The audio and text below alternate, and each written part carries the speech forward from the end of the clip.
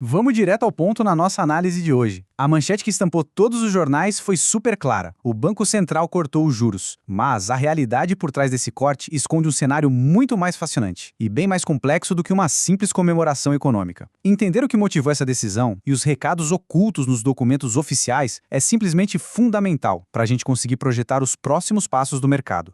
14,50%. Bom, à primeira vista, uma queda para esse número costuma ser motivo de alívio, certo? Afinal de contas, juros menores geralmente destravam negócios, animam investidores, o pacote completo. Mas é bem aqui que entra o nosso grande paradoxo. O corte de fato aconteceu, mas o cenário nos bastidores continua sob altíssima pressão. E para falar a verdade, o tom da autoridade monetária está longe de ser festivo.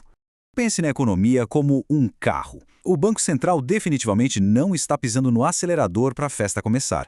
Na verdade, a instituição está apenas aliviando milímetros do pé no freio. A taxa continua num patamar bastante restritivo, o que significa que esse carro ainda está sendo fortemente segurado. A luz amarela de alerta segue piscando forte lá no painel, mostrando para a gente que a viagem ainda exige atenção máxima. E quem confirma esse estado de alerta máximo é a própria fonte oficial, a ata da reunião do Copom. Fazendo uma leitura cuidadosa desse documento, fica muito claro que esse movimento de queda veio cercado de um cuidado absoluto. Não foi um passo dado de forma leviana, mas sim uma decisão super calculada, carregada de recados importantíssimos para o governo, para o mercado e para as expectativas futuras de quem acompanha a macroeconomia no detalhe. Seção 1. Por que cortar agora? Vamos entender os reais motivos dessa calibração. Aí fica aquela dúvida lógica. Se o cenário ainda é de alerta, por que cortar os juros afinal? A resposta é simples. O remédio amargo está fazendo efeito. A política de juros altos prolongada já conseguiu frear o crédito e dar aquela esfriada necessária na demanda. O ímpeto de consumo perdeu bastante força e isso ajudou a reequilibrar a balança entre oferta e a demanda, permitindo que os preços parassem de subir com tanta intensidade. Então, essa leve queda não representa de jeito nenhum uma virada de chave, mas sim o que o comitê chama de calibração. É basicamente um ajuste sutil de rota feito sob medida.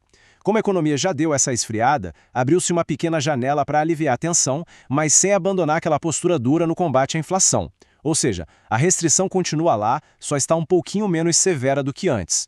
E aí surge uma pergunta inevitável. Se a inflação deu uma trégua e havia esse espaço para agir, por que o Banco Central deu um passo tão minúsculo, de apenas 0,25 pontos percentuais? Se a economia aguentava um alívio, o que foi exatamente que segurou a mão do comitê na hora de bater o martelo? A resposta está no choque entre o presente e o futuro. De um lado, a inflação recente deu uns sustos inesperados e ficou acima das projeções, provando que a fera ainda não foi totalmente domada. Mas do outro lado, e aqui é que o bicho pega, o mercado começou a duvidar seriamente do futuro. As expectativas para daqui a 4 anos, lá em 2028, pioraram muito, desancorando da meta oficial. E é justamente esse pessimismo crônico com longo prazo que acabou travando os movimentos mais ousados agora no curto prazo. Para entender a gravidade dessa incerteza, vale a pena ouvir essa frase exata do comitê. Em um ambiente de expectativas desancoradas, exige-se uma restrição monetária maior e por mais tempo. O recado é claríssimo, não tem como interpretar de outro jeito. Quando o mercado perde a fé de que a inflação vai ficar na meta nos próximos anos, o Banco Central é literalmente obrigado a manter os juros nas alturas por um período estendido. É o preço que a gente paga para evitar que os repasses de preços saiam totalmente do controle. Seção 2. Riscos externos e internos. Vamos dar uma olhada nos ventos contrários que complicam essa equação. Olhando para fora, o cenário é um verdadeiro campo minado. Os conflitos no Oriente Médio ameaçam os preços do petróleo e as grandes rotas marítimas o tempo todo, o que pode muito bem causar um choque inflacionário global num piscar de olhos. Junta a isso a incerteza constante em torno das políticas econômicas americanas e a volatilidade das commodities, e temos um mundo altamente imprevisível. Isso exige máxima cautela de economias emergentes como a nossa. Enquanto isso, aqui dentro, a gente vive um cabo de guerra fascinante. A economia em geral, como comércio e crédito, já dá sinais bem claros de cansaço. Só que o mercado de trabalho está forte, muito forte. Com o desemprego em níveis historicamente baixos e os salários subindo acima da produtividade, os preços no setor de serviços continuam sendo empurrados para cima de forma super teimosa, dificultando demais uma queda livre da inflação. E tem mais um ponto essencial aqui, o alerta fiscal documentado de forma bem direta pelo comitê.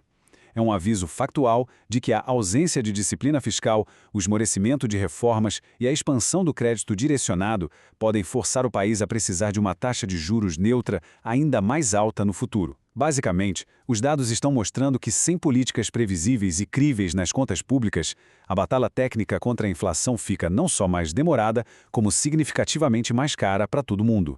Seção 3. Projeções de inflação. O que o cenário de referência oficial do Banco Central está mostrando?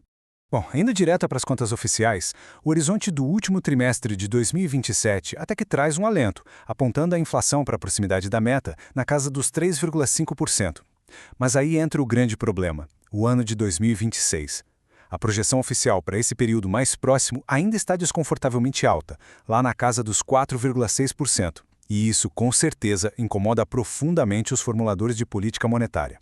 O mais tenso de tudo é que esse cenário base está andando na corda bamba. O comitê nota de forma explícita que os riscos permanecem enormes e super equilibrados para os dois lados. A inflação pode disparar? Pode. Uma escalada nos conflitos globais pode jogar os preços lá para cima de forma abrupta. Mas ela também pode despencar?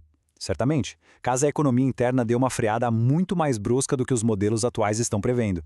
A balança aponta com força para os dois lados simultaneamente. Seção 4. O futuro das taxas de juros. Vamos entender quais são os próximos passos. O que é absolutamente fascinante ler nas entrelinhas dessa decisão é a total falta de promessas. O Banco Central não garantiu cortes futuros. Zero. Não tem um ritmo definido, não tem piloto automático, eles amarraram as mãos pura e simplesmente aos dados que estão por vir. Isso significa que a autoridade monetária manteve a liberdade total para pausar a queda dos juros ou até mesmo endurecer o tom de novo, dependendo exclusivamente de como os números da economia real se comportarem. Na prática, a cartilha daqui para frente vai ser seguida passo a passo, com muito rigor. A estratégia é, primeiro, monitorar cada novo indicador econômico que sair. Segundo, avaliar o impacto em tempo real dos conflitos internacionais. E terceiro, só então, calibrar a taxa de acordo com o cenário. É uma abordagem que prioriza serenidade, cautela e uma avaliação constante num momento recheado de incertezas. Para fechar essa nossa análise, fica uma provocação para todo mundo que acompanha esse mercado de perto.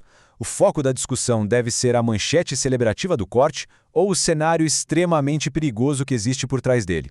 Os juros caíram um pouco, sim, mas a realidade nua e crua é que o trabalho de estabilizar a economia está bem longe de terminar.